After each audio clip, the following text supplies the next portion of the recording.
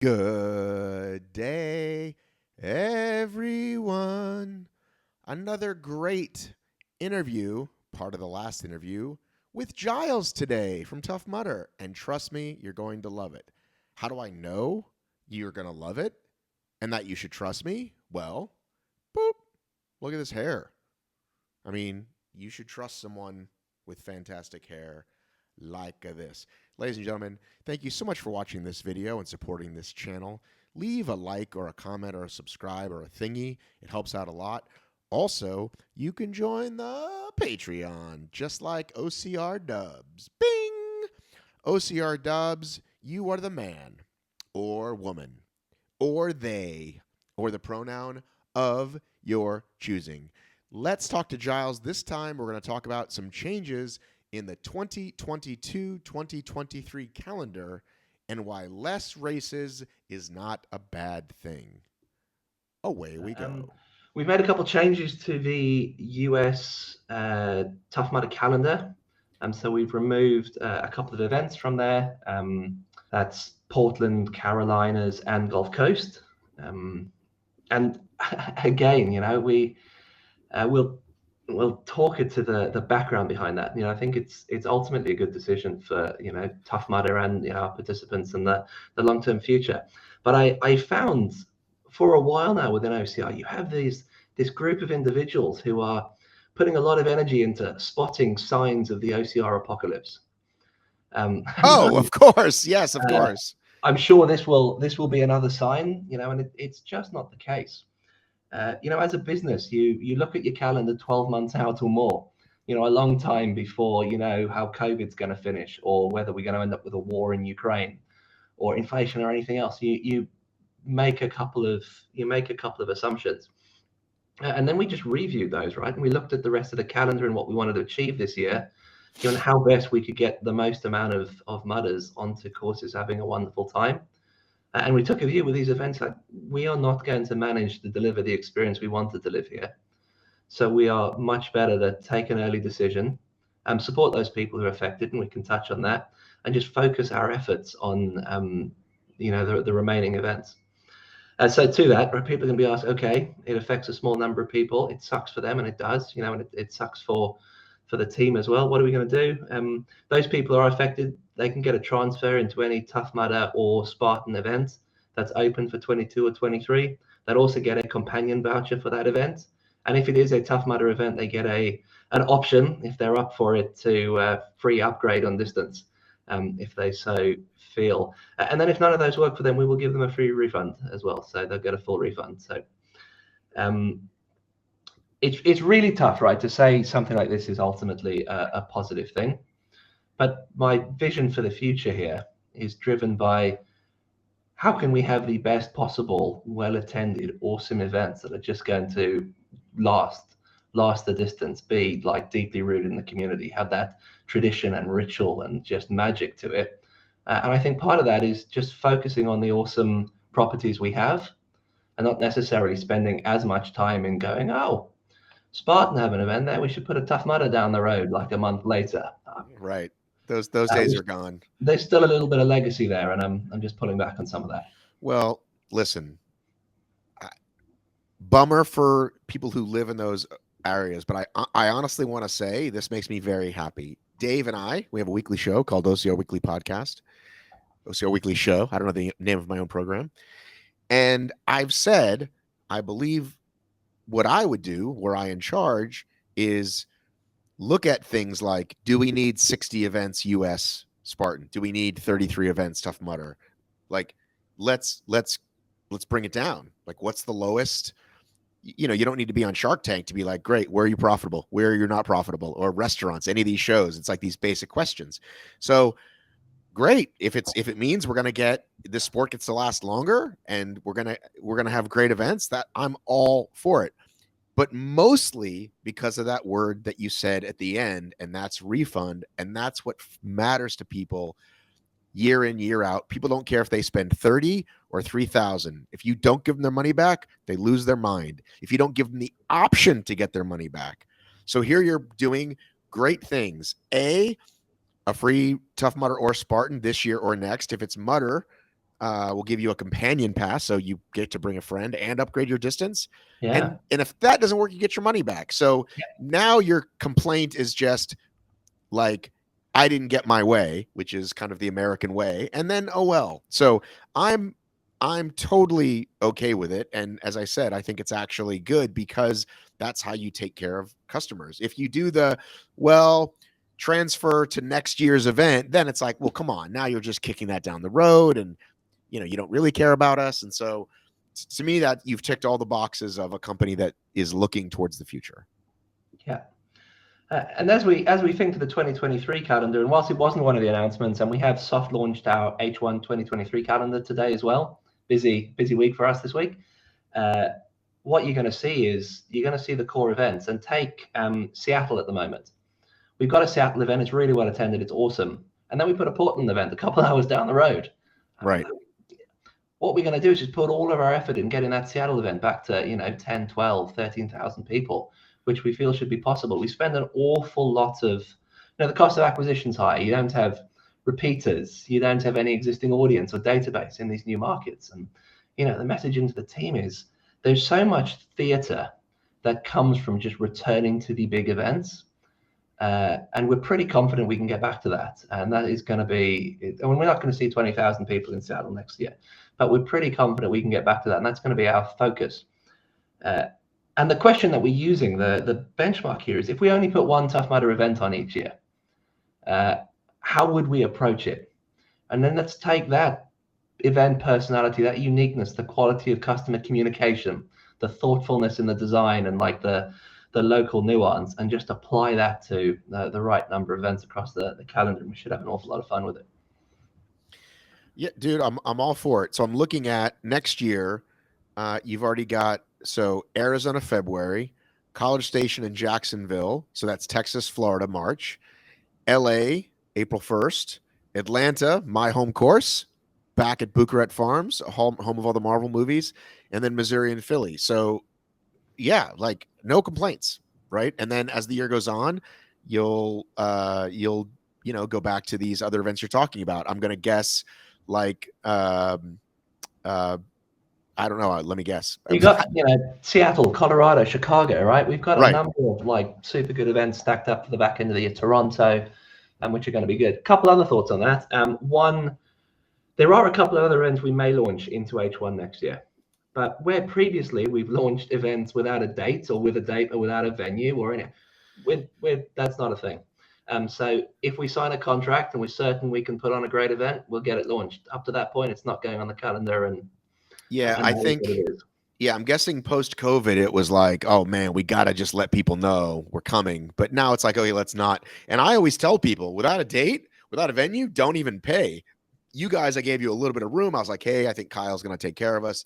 Maybe you could pay for it. But yeah, I think it's a much better practice to just like wait till you have the thing and then actually do it. How is the Pittsburgh event? Because I know you do a good Philly one. Will you be Philly and Pittsburgh, or just leave one Pennsylvania event? Well, man, this is a little bit like the you not knowing the answer to your what's my podcast called? I'm not that deep into the detail of the calendar, but I would have thought so. A couple other random pieces on the calendar before we jump on to our other big announcements, and then I'll let you get back to looking younger. Sorry, that's just mean, isn't it? I can't help myself. Usually I would do something like this with a beer. A, because it keeps me chilled, and B, Joe absolutely hates it. It drives him crazy. Oh, I love it. Yes, absolutely. I mean, you could do worse. You could have a soda, but like I've got my coffee. We can cheers next time. Indeed. So Gulf Coast, one of the three events we've taken off the calendar, is obviously the weekend before World's Toughest.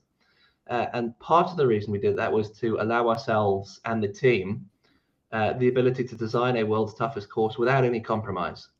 There's no need to think about, well, how does our standard weekend course fit in here, or obstacles or anything of that nature. So that should also make for a pretty exciting event, which I hope I will see you at. Dude, I don't miss World's Toughest. You said it's the best event in OCR.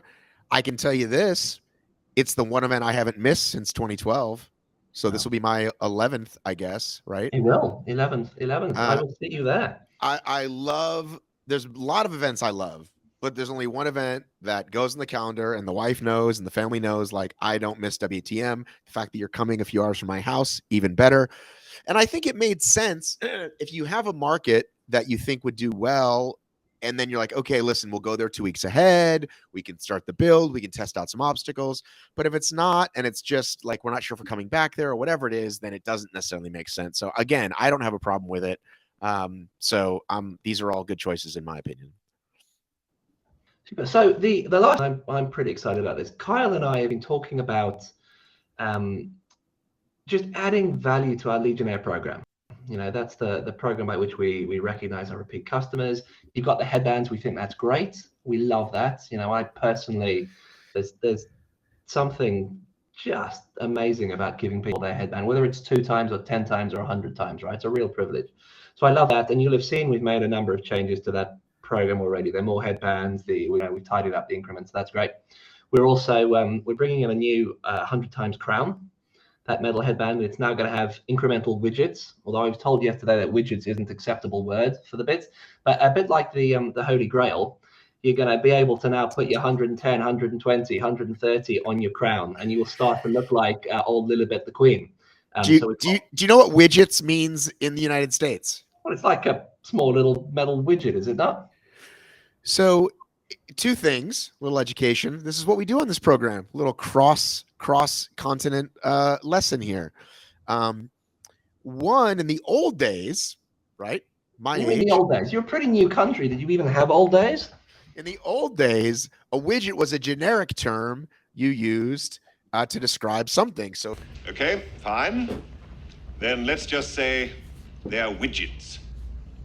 What's a widget? It's a fictional product. It doesn't matter. If you're in business class and your business teacher would say, so your company's going to make widgets and it costs you $3 to make every widget, but by the time you get to 10 widgets, it only costs you 50 cents. That was that term. Then it became a term for computer and phone as an icon or as a thing. So there's probably a better word. We should put it out to the community. Tough Mudder, come up with the word that's better than widget. I'm sure, and I'm sure Lucy or Chris in the team, when they hear this, are just going to cry. But there we are. There are going to be widgets that go in your crown. So once the people are at 150, 100, like, they're going to have something that's cool. But the other piece we've done, right? We are going to be giving a free companion pass to every Legionnaire who is signed up for the rest of the year. And that is the start of us providing perks and value into the program beyond the headbands themselves.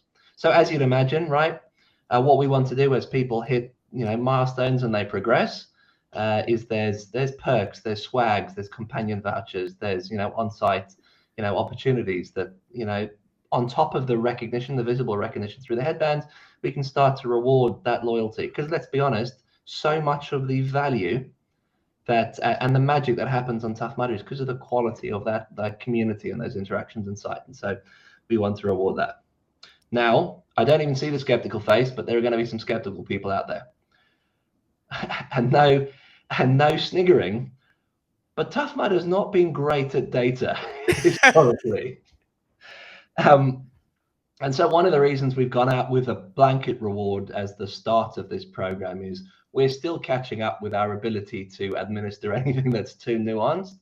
And we've wanted to do something for a while. Kyle and I first dreamt some of this up in 2019, in fact, at the LA event, which you were at, I recall. Correct. And we've not been able to do that because we've not been able to get the tech wrangled, and as we're sitting down with the team, I'm like, no, let's just go. Let's start, right? And if it means we end up having to give something that's a slightly blunter instrument, or the rewards even more generous than we might plan to deliver long term, that's better than continuing to lag behind the tech. So that's pretty cool for the community, and we're pretty excited to be developing that program into the next phase. So so let's take me. I have to check my numbers after the last Atlanta event. I only did one day. I usually do both, but so let's say I think I'm at 15 or 17. Okay. So what does that mean for me? What do I now get to do the next time I do a Tough Mudder? Well, so right now, today, if you are signed up for an event for the rest of the year in the UK or the US, and you're a Legionnaire, you've done, more than the one event, you will have an email in your inbox with a companion pass to that event you're going to. Okay. I mean, if you don't have one, then Matt, you got to sign up, mate. I'm gonna say I must not have registered for Yorkshire yet. We got to get on that. That's it. I'm going to speak to the team in the UK. I do hope they're charging you. You're gonna make sure they charge me double. What's the exchange rate these days? 125. Do you take Doge? Do we take? Watch this space. You're right. Let's talk again in 6 weeks or so. That was great. Okay. So what you're saying is, okay, but then but when we want to start getting more specific, right? 10 versus 15 versus 8, do you have a plan? Like, people are just going to claim their own and you're just going to trust it, and then moving forward we'll have it in the system? Is that what you're saying, rather than micromanage it? I mean, our data now is actually quite a lot better than it used to be, so we've got a relatively well, good handle. and it's I'm guessing considerably better than another large obstacle racing company that you might be related to. So I will say that for my experience. No names mentioned, but Joe, sort your database out. I heard what you said there. Yeah, we're having been on the same platform for a while. Yeah, our data's in a relatively good place, and because the program has changed to now track any registration, whether it's 5K or 10K or 15K, it's also a lot easier. So yeah, we will then, whilst this is a pretty generous start, and a lot of this is just kind of communicating into the community that we are, really stepping up and moving into this space. As we go forward, there will be different level of perk, or if we want to reuse the term widget, depending on kind of where you are in that process.